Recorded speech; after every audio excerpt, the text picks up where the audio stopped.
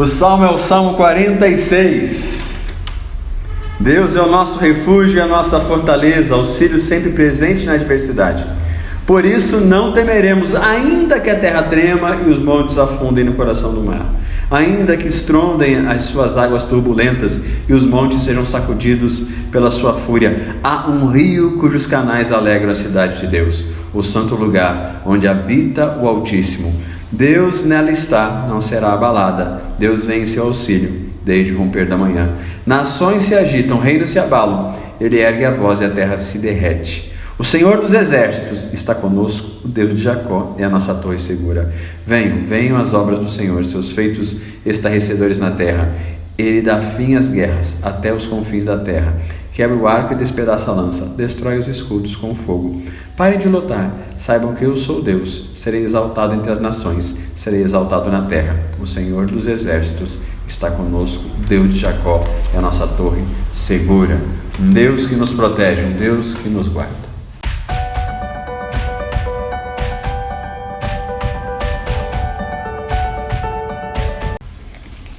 O que vocês teriam a dizer sobre esse salmo?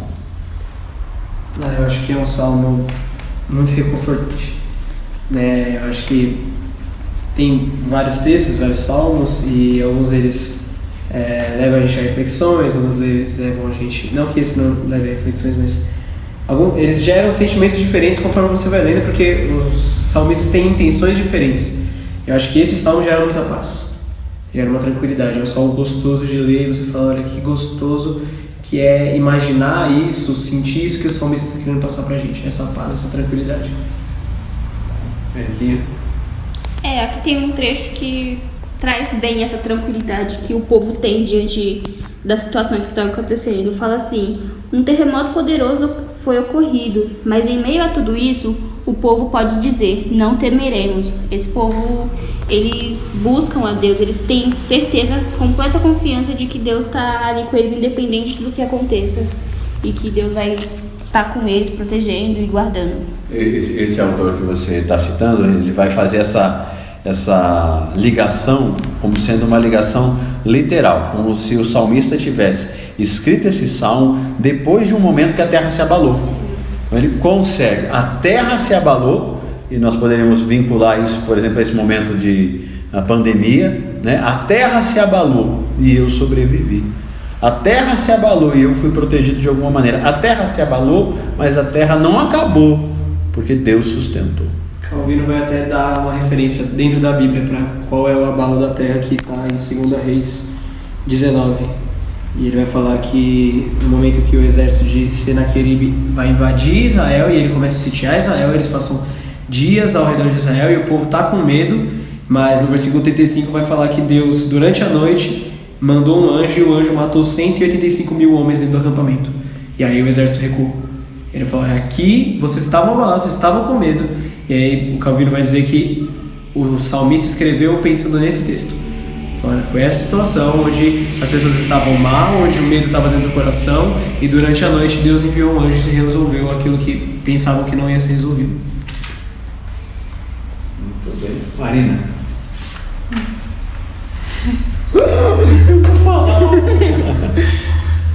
É isso mesmo que eles falaram, eu concordo plenamente.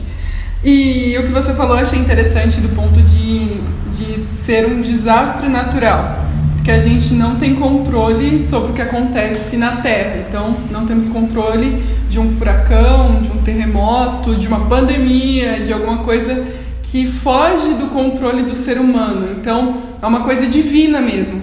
Mas até nisso nós podemos confiar em Deus, mesmo em meio a essas dificuldades. Nós não temos que ter medo, porque Ele está conosco. Então, apesar de todas as circunstâncias, Ele está conosco. E o salmista parece que ele estende isso para que não haja dúvidas, porque em determinados momentos da vida a gente vai citar a proteção de Deus e parece que nós restringimos a proteção de Deus em alguns ambientes. Então ele abre falando de uma terra sendo abalada, no verso 3, ainda que a terra trema, os montes se afundem, eu sei que eu estou seguro. No 6 ele vai dizer, nações se agitam, reinos se abalam, ele ergue a voz e a terra se derrete. Então ele aqui já está dizendo, que numa situação de guerra, numa situação de conflito armado, onde as pessoas querem me matar, num conflito de relacionamento, Deus ainda é meu refúgio. Ele tenta cercar de todas as formas. No verso 9 ele dá fim às guerras até os confins da terra. Parem de lutar. Então ele diz, não importa se a situação é natural, se a situação é algo, um tufão, um furacão, uma pandemia, Deus é o meu refúgio. Não importa se a situação é uma situação criada pelos seres humanos, uma guerra, uma batalha, a destruição vem sobre mim, eu serei guardado pelo Senhor. E qual que é o autor? Champlin. Champlin, ele faz uma relação com o que Paulo fala em Romanos 8:37 até o 39, que eu achei interessante também.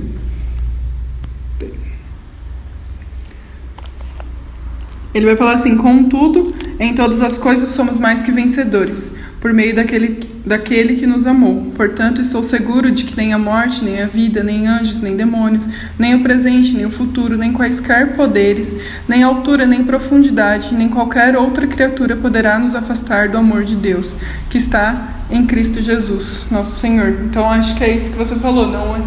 Não são coisas só que estão acontecendo fora do nosso controle, mas também o que a gente inicia. Então, uma guerra que é iniciada pelo homem, tudo isso está no controle de Deus, e Deus não deixa de nos amar por conta dessas coisas. Então, Deus está conosco em todos esses momentos. Eu acho que esse enfoque também é muito, muito, muito legal. E o Calvino vai falar disso, principalmente quando ele fala no versículo 4 e no 5. Há um rio cujos canais alegram a cidade de Deus, o santo lugar onde habita o Altíssimo. Deus nela está, não será abalada. Deus vem em seu auxílio desde o romper da manhã. Então, antes, no versículo 3, ele tinha falado sobre as águas turbulentas, os montes se sacudindo. E aí, no versículo 4, ele vai falar, olha, mas ainda assim tem um rio que passa por Jerusalém. E o Calvino vai até dizer qual é o rio, que ele está se referindo para o povo fazer uma menção. Está dizendo, olha, se você pensar no mar, no Nilo e no Eufrates que cercavam Jerusalém, que estavam do lado de Jerusalém, você imaginar esse mar engolindo a cidade, ainda assim tem um rio que passa por no meio, um rio de águas calmas, e você pode repousar nisso. E aí quando ele fala, olha, Deus está aqui, ele está dizendo, olha, esse rio, essa tranquilidade, essa fé, essa paz, é porque Deus está dentro da cidade. Deus está nesse lugar. Deus está dentro da igreja. Deus está com vocês. Então, quando você pensa em alguém atacando Israel, ele está dizendo, não estão atacando Israel, estão atacando a Deus. Eles não vão conseguir derrotar Israel porque eles não estão derrotando Israel. Eles estão derrotando a Deus, e ninguém consegue derrotar a Deus. Deus está dentro da cidade, Deus está dentro do seu povo. Então Deus defende porque Deus está aqui. Não é como se Deus dos céus ele tivesse que intervir. Não, Deus já está no meio de nós somos o povo dele. E eu lembro, eu fiz até um vínculo com um texto que está em Jeremias 4, quando Jeremias vai falar sobre a destruição que vai chegar a Israel, e aí ele fala, sendo assim, a terra passará por um tempo de luto e pranto, e o céu em cima escurecerá. Essa, pois, é a minha palavra. Eu decidi e assim proclamei. Não me arrependerei da minha decisão, tampouco voltarei atrás. E quando Jeremias ele vai começar a falar sobre a destruição que vai vir sobre Israel, ele sempre foca no lado de que quem está mandando a destruição é Deus. Então você tem um salmo dizendo, olha, Deus está aqui. Enquanto Deus está aqui, enquanto essa é a vontade de Deus, fique em paz. Porque mesmo que as águas pareçam turbulentas, tem um rio tranquilo no meio. E aí Jeremias vai falar, olha, a partir daqui Deus não está mais aqui. Então acho que isso mostra também, olha, como você pode confiar simplesmente em Deus. Se Deus está com você, Deus está no seu coração, então confia que Ele vai cuidar de você. Alguém vai citar Lutero aí? Alguém vai citar Castelo Forte? Eu acho que a Marina vai citar. Eu vou citar. Martinho Lutero faz uma poesia, uma música, né, que é cantada, baseada nesses salmos.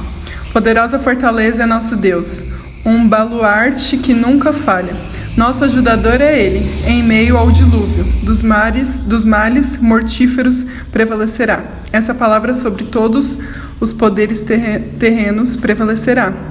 O Espírito e os dons nos pertencem, por meio daquele que se pôs ao nosso lado. Que os bens e os parentes se vão, e esta vida mortal também. O corpo poderão matar, a verdade de Deus prevalecerá. O seu reino é para sempre.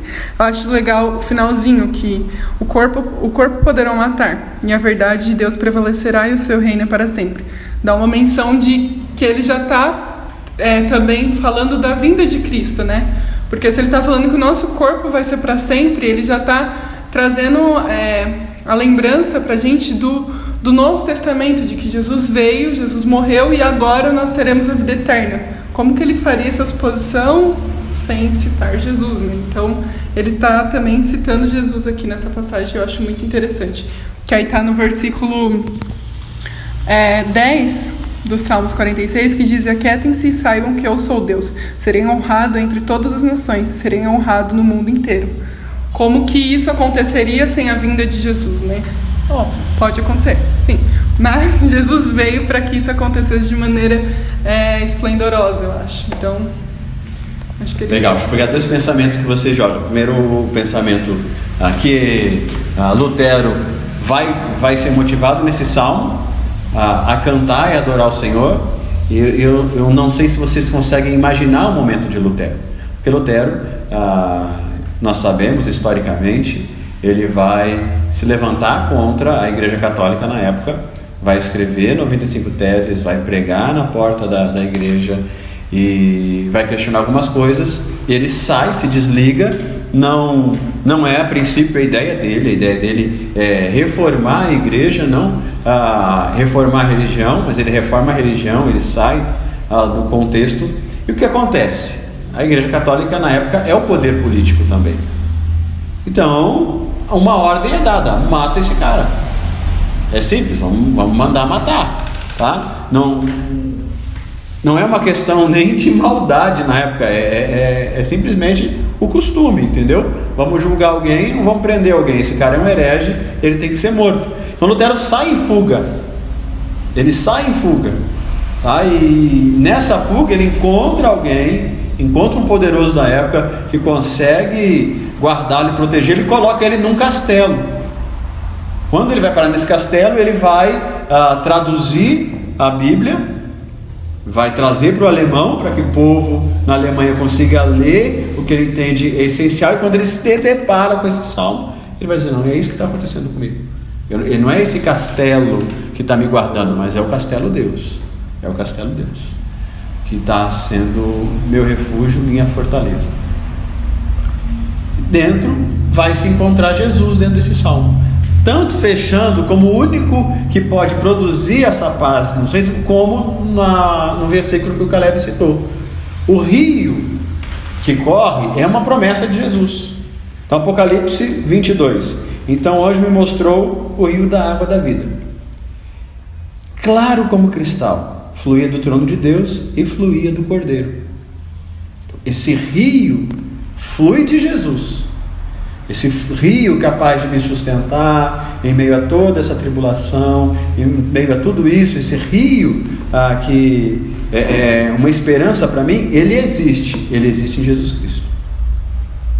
Então é um salmo de determinada maneira, é um salmo que vai nos guiar a Jesus, vai nos guiar à compreensão desse Salvador que vai nele gerar essa fortaleza.